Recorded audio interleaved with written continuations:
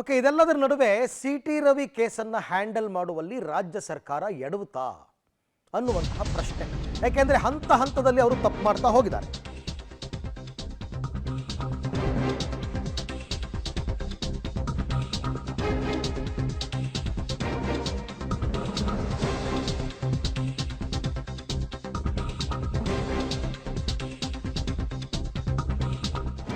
CT. Ravi ಕೇಸ್ನಲ್ಲಿ ರಾಜ್ಯ ಸರ್ಕಾರ ಆತನನ್ನು ಹ್ಯಾಂಡ್ಲ್ ಮಾಡುವ ವಿಚಾರದಲ್ಲಿ ಎಡುತ್ತಾ ಅಂತ ಏನೋ ಮಾಡೋದಕ್ಕೆ ಹೋಗಿ ಏನೋ ಆಗೋಯ್ತಾ? ಹಾಗಾದ್ರೆ ಪ್ರತಿಷ್ಠೆಯ ರಾಜಕಾರಣಕ್ಕೆ ಬಿದ್ದು ಸರ್ಕಾರ ಡ್ಯಾಮೇಜ್ ಮಾಡ್ಕೊಳ್ತಾ. ಸಿ.ಟಿ. ರವಿ ಬಂಧನ, ಪೊಲೀಸರ ವರ್ತನೆಯಿಂದ ಈಗ ಸರ್ಕಾರಕ್ಕೆ ಡ್ಯಾಮೇಜ್ ಆಗಿದೆ. ಸದನದಲ್ಲಿ ಆದ ವಿಚಾರ ಹೊರಗೆ ತಂದು ಎಡವಟ್ಟು ಮಾಡ್ಕೊಳ್ತಾ ಇದನ್ನು ಹ್ಯಾಂಡ್ಲ್ ಮಾಡುವಲ್ಲಿ ಎಲ್ಲರೂ ಕೂಡ ಫೇಲ್ಯೂರ್ ಆಗಿದ್ದಾರೆ. ಅಂದರೆ ಇದೊಂಥರ ಸೇಡಿನ ರಾಜಕೀಯಕ್ಕೆ ಬಿದ್ದು ರಾಜ್ಯ ಸರ್ಕಾರ ನಾಜೂಕಾಗಿ ಇದನ್ನು ಹ್ಯಾಂಡ್ಲ್ ಮಾಡೋಕ್ಕಾಗಲಿಲ್ಲ. ಹಾಗಾಗಿ ಸರ್ಕಾರಕ್ಕೆ ಇದು ಮುಜುಗರದ ವಿಚಾರ. ಯಾಕೆಂದರೆ ನಿನ್ನೆ ಹೈಕೋರ್ಟ್ ಮಧ್ಯಂತರ ಜಾಮೀನು ಕೊಡಬೇಕಾದ್ರೆ ಕೂಡ ಕೆಲವು ಅಬ್ಸರ್ವೇಷನ್ಸನ್ನು ಹೇಳಿದೆ. ಪೊಲೀಸರು ಮಾಡಿರ್ತಕ್ಕಂಥ ಎಡವಟ್ಟುಗಳನ್ನ ಮೆನ್ಷನ್ ಮಾಡಿದೆ. ಯಾರು ಹೊಣೆ ಹಾಗಾದರೆ ಇದಕ್ಕೆ? ಜೊತೆಗೆ ಇವರೆಲ್ಲ ಆರೋಪ ಮಾಡ್ತಾ ಇರೋದು ಪ್ರತಿ ಅರ್ಧ ಗಂಟೆಗೆ ಒಂದು ಸರ್ತಿ ಫೋನ್ ಮಾಡಿ ಡೈರೆಕ್ಷನ್ಸ್ ಕೊಡ್ತಾ ಇದ್ರು ಪೊಲೀಸರಿಗೆ. ಯಾರೋ ಹೀಗೆ ಮಾಡಿ ಇಲ್ಲಿ ಕರ್ಕೊಂಡೋಗಿ ಅಲ್ಲಿ ಕರ್ಕೊಂಡೋಗಿ ಅಂತ. ಆ ವಿಚಾರವನ್ನು ನಿಭಾಯಿಸುವಲ್ಲಿ ರಾಜ್ಯ ಸರ್ಕಾರ ವಿಫಲವಾಯ್ತಾ ಅಂತ ಈಗ ಎಲ್ಲರೂ ಜನ ಮಾತಾಡ್ಕೋತಾ ಇದ್ದಾರೆ. ಬಟ್ ಒಂದಂತೂ ನಿಜ, ಇದೊಂಥರ ಮುಜುಗರ ಸರ್ಕಾರಕ್ಕಿದು. ನೋಡಿ, ಒಂದೊಂದಾಗೆ ಎಡವಟ್ಟುಗಳನ್ನ ಹೇಳ್ತಾ ಹೋಗ್ತೀವಿ. ಎಡವಟ್ಟು ನಂಬರ್ 1, ಅಧಿವೇಶನ ನಡೆಯುತ್ತಿರುವಾಗಲೇ ಜನಪ್ರತಿನಿಧಿಯನ್ನು ಬಂಧಿಸಿದ್ದು ತಪ್ಪು.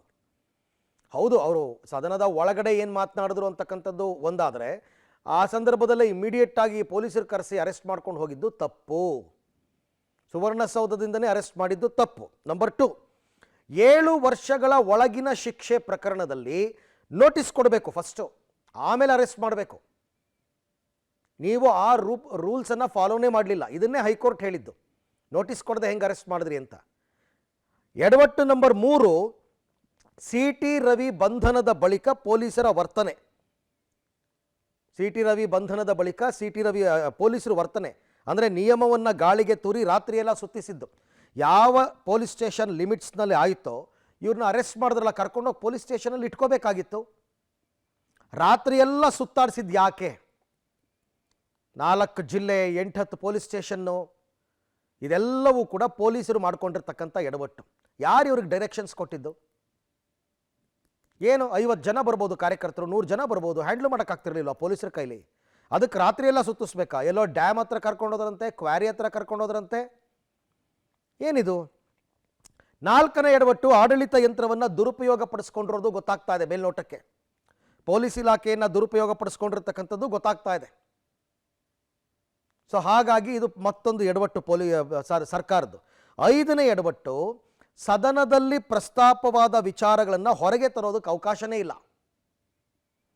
ಅಂದರೆ ವಿಧಾನಸಭೆ, ವಿಧಾನ ಪರಿಷತ್ ಒಳಗಡೆ ಏನೇ ಚರ್ಚೆ ಆದರೂ ಸಭಾಪತಿಗಳು ಮತ್ತು ಸ್ಪೀಕರ್ ಇವರ ಇದರಲ್ಲೇ ನಡಿಬೇಕು ಎಲ್ಲ. ನಿನ್ನೆ ಹಾಗೆ ಆಯಿತು. ರೂಲಿಂಗ್ ಕೂಡ ಕೊಟ್ಟರು. ಯಾರು? ಹೊರಟ್ಟಿಯವರು ರೂಲಿಂಗ್ ಕೊಟ್ಟ ಮೇಲೆ ಹೊರಗಡೆಗೆ ಬಂದು ಅರೆಸ್ಟ್ ಮಾಡಿಸುವಂಥದ್ದು ಏನಿತ್ತು? ಇದೆಲ್ಲ ತಪ್ಪುಗಳಿಂದಾಗಿ ಈಗ ಸರ್ಕಾರ ಎಡವಟ್ಟು ಮಾಡಿಕೊಂಡಿದೆ, ಸರ್ಕಾರಕ್ಕೆ ಡ್ಯಾಮೇಜ್ ಆಗಿದೆ. ಆದರೆ ಇದಕ್ಕೆ ಉತ್ತರ ಕೊಡೋದಕ್ಕೆ ಯಾರೂ ರೆಡಿ ಇಲ್ಲ ಅಷ್ಟೇ.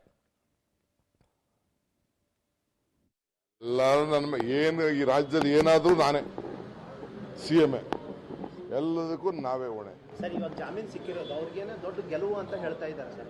ಹೌದಾ? ಅಯ್ಯೋ, ಅಲ್ಲ ರೀ, ಫಸ್ಟು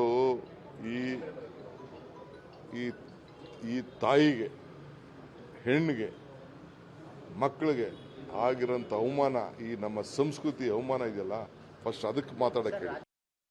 ಎಲ್ಲರೂ ಏನು ಈ ರಾಜ್ಯದಲ್ಲಿ ಏನಾದರೂ ನಾನೇ CM, ಎಲ್ಲದಕ್ಕೂ ನಾವೇ ಹೊಣೆ. ಸರ್, ಇವಾಗ ಜಾಮೀನು ಸಿಕ್ಕಿರೋದು ಅವ್ರಿಗೇನೆ ದೊಡ್ಡ ಗೆಲುವು ಅಂತ ಹೇಳ್ತಾ ಇದ್ದಾರೆ ಸರ್. ಹೌದಾ? ಅಯ್ಯೋ, ಅಲ್ಲ ರೀ, ಫಸ್ಟು ಈ ತಾಯಿಗೆ, ಹೆಣ್ಣಿಗೆ, ಮಕ್ಕಳಿಗೆ ಆಗಿರೋಂಥ ಅವಮಾನ, ಈ ನಮ್ಮ ಸಂಸ್ಕೃತಿ ಅವಮಾನ ಇದೆಯಲ್ಲ, ಫಸ್ಟ್ ಅದಕ್ಕೆ ಮಾತಾಡಕ್ಕೆ ಹೇಳಿ.